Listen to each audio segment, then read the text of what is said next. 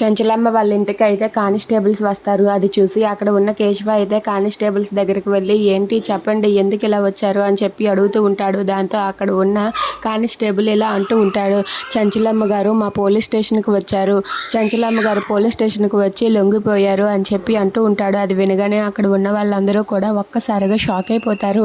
ఇక చంచలమ్మ అయితే పోలీస్ స్టేషన్కి వెళ్ళి ఎస్ఐ గారితో ఇలా అంటూ ఉంటుంది, చంటి అనే వ్యక్తి వాళ్ళ తల్లి సత్యవతిని కారుతో గుద్దేసి నేనే చంపేశాను. ఆవిడ నా కారు కింద పడటం కారణంగాన ఆవిడ చనిపోయింది. కాబట్టి మీరు నాకు శిక్ష వేయండి అని చెప్పి చంచలమ్మ లొంగిపోయి అక్కడైతే నిలబడి ఉంటుంది. ఆ మాట వినగానే అక్కడ ఉన్న ఎస్ఐ గారు ఒక్కసారిగా షాక్ అయిపోతారు.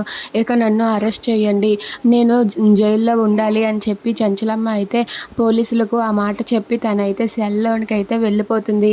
అది చూసి అక్కడ ఉన్న కేశవ వాళ్ళైతే పరిగెత్తుకుంటూ వస్తూ ఉంటారు. ఇక కేశవ, చంటి, సింధూర వాళ్ళు స్టేషన్కి వస్తారు. ఇక స్టేషన్కి రాగానే అక్కడ ఉన్న ఎస్ఐ గారు చంటితో ఇలా అంటూ ఉంటారు, మీ అమ్మ చనిపోవడానికి కారణమైంది ఆ యాక్సిడెంటే అని మీరు ఎఫ్ఐఆర్ మీద ఒక సంతకం పెట్టండి, అలా అయితే ఆవిడకి మేము శిక్ష వేస్తామని చెప్పి అంటూ ఉంటాడు. అది వినగానే అక్కడ ఉన్న సింధూర అలాగే కేశవ అయితే ఒక్కసారిగా షాక్ అయిపోతారు.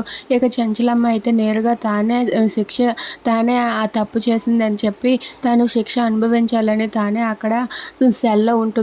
అది చూసి చంటి అయితే అలా చూస్తూ ఉంటాడు. ఇక ఎస్ఐ గారు ఎఫ్ఐఆర్ మీద సంతకం చేయమనగానే చంటి అయితే ఆ పేపర్లను తీసుకుంటాడు. అది చూసి సింధూర అలాగే కేశవ వాళ్ళిద్దరూ కూడా ఒక్కసారిగా షాక్ అయిపోతారు.